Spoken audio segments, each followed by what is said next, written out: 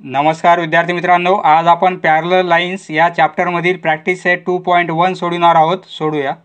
प्रश्न as it is blank पेजेसवर लिहून घेतलेला आहे. पहिला प्रश्न, येथे आपल्याला या दोन लाईन्स पॅरलल आहेत आणि ही त्यांची ट्रान्सव्हर्सल आहे. येथे एका अँगलचं मेजरमेंट आपल्याला 85 डिग्री दिलेलं आहे. त्यावरून या अँगलचं मेजरमेंट काय आहे ते आपल्याला काढायचं आहे. पहिला अँगल दिलेला आहे RHD या अँगलचं मेजरमेंट काढायचं आहे आपल्याला. तर हा अँगल आणि हा अँगल एकाच लाईनवर आहेत, म्हणजे लिनियर पेअरमधील अँगल आहेत ते. त्यामुळे दोघांची ॲडिशन किती असेल? 180 degree.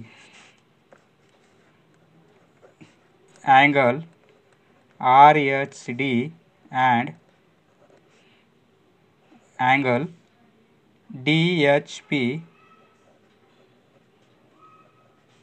R linear pairs angles. त्यामुळे दोघांची addition RHD plus measure of angle DHP 180. त्यापैकी हा अँगल आपल्याला 85 डिग्रीचा दिलेला आहे. RHD plus 85 degree equal to 180. म्हणजे RHD इक्वल टू काय होईल? 180 मधून 85 मायनस होतील. Therefore measure of angle RHD किती असेल? 180 मधून 85 गेले 95. हा अँगल मिळेल आपल्याला 95 डिग्रीचा. तर नंतर अँगल काढायचा आपल्याला PHG हा अँगल काढायचा आहे. हा अँगल आपण काढलेला आहे 95चा आहे. त्याचा अपोजिट अँगल आहे हा. व्हर्टिकली अपोजिट अँगल आहे. Vertically opposite angles are equal. त्यामुळे या अँगलचं मेजरमेंट किती येईल? 95 येणार आहे. अँगल PHG अँड अँगल आता काढलेला आपण angle RHD are vertically opposite angles, म्हणजे विरुद्ध कोन आहेत ते. Therefore measure of angle PHG equal to measure of angle RHD. हा अँगल काढलेला आहे आपण 95चा. त्यामुळे measure of angle equal to 95 PHG equal to 95 degree. नंतर अँगल काढायचा आपल्याला HGS. HGS हा अँगल काढायचा आहे. या दोन पॅरलल लाईन्सला या ट्रान्सव्हर्सलने इंटरसेक्ट केले असता येथे हा अँगल आणि हा अँगल हे दोन करस्पॉन्डिंग अँगल आहेत. हे करस्पॉन्डिंग अँगल असल्यामुळे ते कॉन्ग्रंट असतात, म्हणजे इक्वल आहेत. म्हणजे हा 85चा आहे, त्यामुळे हा पण 85चा येणार आहे. किंवा या दोन अँगलची ॲडिशन किती असते? 180. त्यामुळे हा पण 85चाच मिळणार आहे आपल्याला.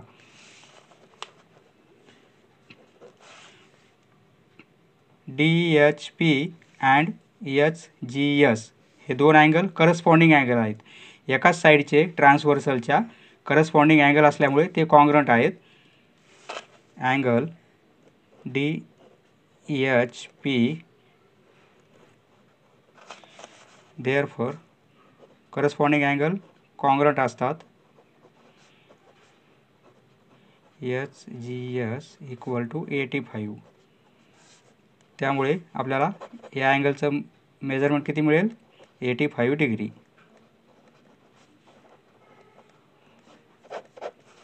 हा मिळेल आपल्याला 85चा. नंतर आपल्याला MGK हा अँगल काढायचा आहे. हा अँगल या अँगलचा अपोजिट अँगल आहे, म्हणजे या अँगलचं मेजरमेंट किती मिळेल? 85. कारण या अँगलचा तो विरुद्ध कोन आहे, अपोजिट अँगल आहे. त्यामुळे या अँगलचं measurement 85. Angle MGK equal to 85 degree. Next दुसरा प्रश्न, येथे आपल्याला पी आणि क्यू या दोन लाईन्स पॅरलल दिलेल्या आहेत आणि एल आणि एम या दोन लाईन त्या पॅरलल लाईनच्या ट्रान्सव्हर्सल आहेत, छेदिका आहेत. तर आपल्याला ए बी सी डी या अँगलचं मेजरमेंट काढायचं आहे. हा अँगल दिलेला आपल्याला, तर हा अँगल काढता येईल आपल्याला, कारण लिनियर पेअरमधील अँगल आहेत ते. पहा, मेजर ऑफ अँगल एचं काढण्यासाठी आपल्याला major of angle A plus हा अँगल, दोघांचे ॲडिशन किती असेल 180, कारण ते लिनियर पेअरमधील अँगल होतील.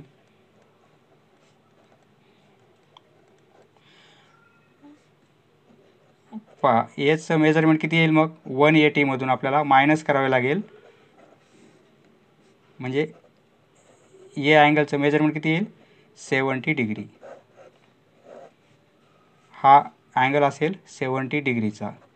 आता बी अँगल काढायचा आपल्याला. पहा मित्रांनो, खूप सोपे प्रश्न आहेत. आता तुम्हाला तोंडी सांगतो कसं काढायचं ते. आपल्याला बी अँगल पाहिजे. हा अँगल आपल्याला 70चा माहीत झालेला आहे. हा 70चा आहे, म्हणून हा करस्पॉन्डिंग अँगल 70चा होणार आहे, कारण या दोन पॅरलल लाईन्स आणि ही त्यांची ट्रान्सव्हर्सल घेतली तर हे दोन अँगल करस्पॉन्डिंग अँगल होतील, म्हणजे हा 70चा येणार आहे. हा 70 आहे, परंतु याच्या अपोजिट हा अँगल आहे, म्हणजे हा पण 70 डिग्रीचा अँगल येईल. म्हणजे बीचं मेजरमेंट आपल्याला किती मिळेल 70 डिग्री. एचं आपण मेजरमेंट काढलेलं आहे 70 डिग्री.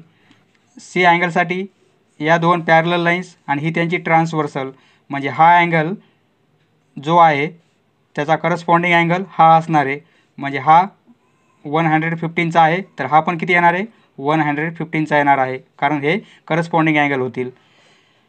नंतर डीचं मेजरमेंट काढण्यासाठी आपल्याला हे दोन लिनियर पेअरमधील अँगल आहेत, म्हणजे या 180 मधून हे मायनस करावं लागतील. 180 मायनस 115 म्हणजे काय होतील 65, म्हणजे डीचं मेजरमेंट किती मिळेल आपल्याला 65 डिग्री.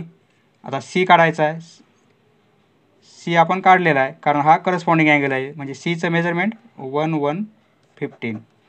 याप्रमाणे काढता येतील तुम्हाला. एक जरी अँगल माहीत असेल तर आपल्याला सर्व अँगल, पहा ह्या दोन पॅरलल लाईन्स आहेत, ही त्यांची ट्रान्सव्हर्सल आहे. अशी जर कंडिशन असेल, ह्या पॅरलल लाईन्स, समजा ही एल आणि एम ह्या दोन पॅरलल लाईन्स आहेत, ही त्यांची ट्रान्सव्हर्सल आहे. येथे जर अँगल दिला असेल आपल्याला, समजा 60 डिग्रीचा अँगल दिलेला आहे, या अँगलवरून आपल्याला सर्व अँगल काढता येतात. पहा, हा 60 आहे, म्हणजे हा किती होईल 120 होईल, कारण दोघांची ॲडिशन 180 पाहिजे.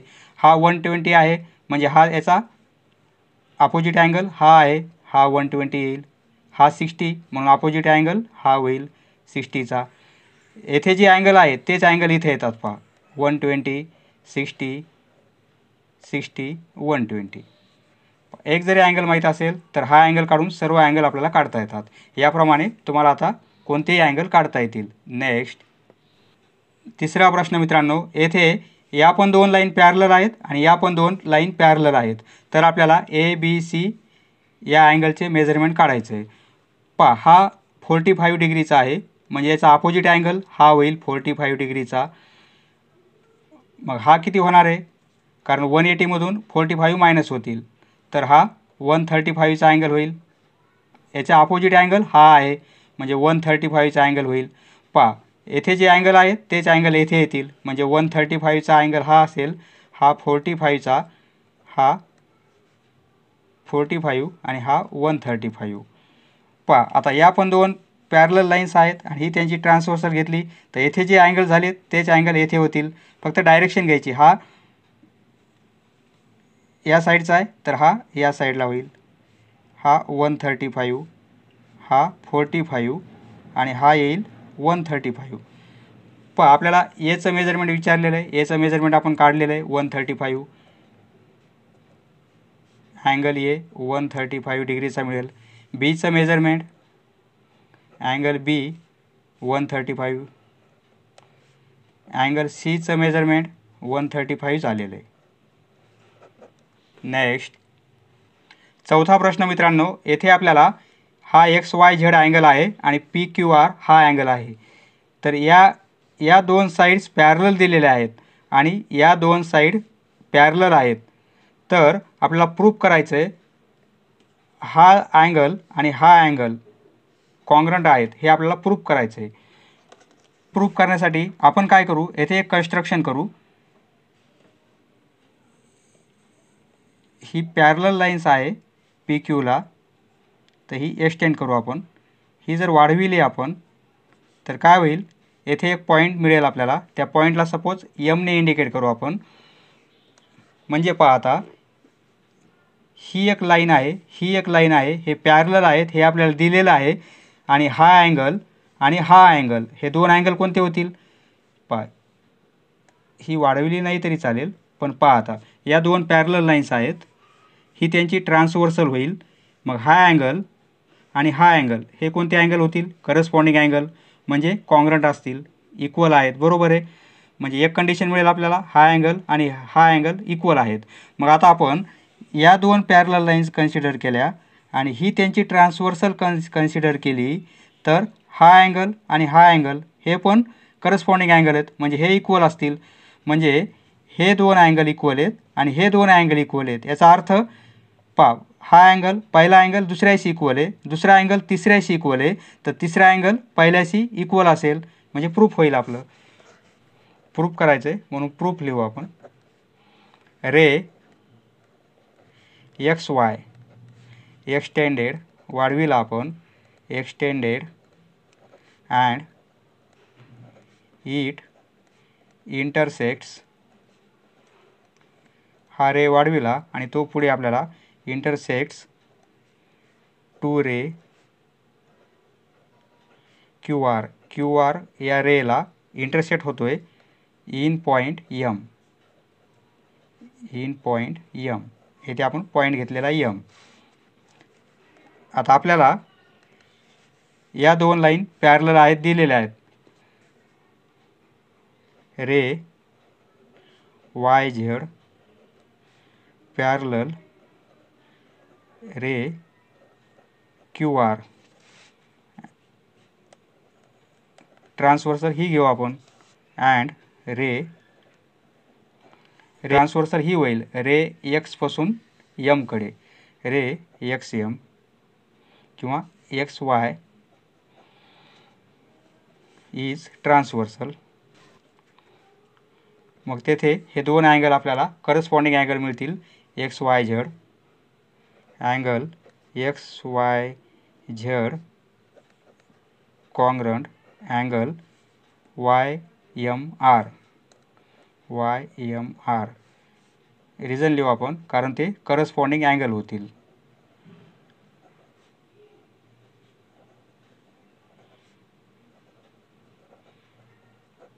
एक कंडिशन मिळाली आपल्याला. तर आता आपल्याला हे दोन अँगल इक्वल दाखवू आपण, म्हणजे हे दोन अँगल इक्वल आहेत आपलं असं म्हणता येईल. हे दोन अँगल इक्वल दाखवण्यासाठी या दोन पॅरलल लाईन्स होतील. रे पी क्यू पॅरलल रे एक्स वाय. पा पी क्यू रे आणि parallel x Y ray and transversal कोणती घेणार आपण, क्यू आर.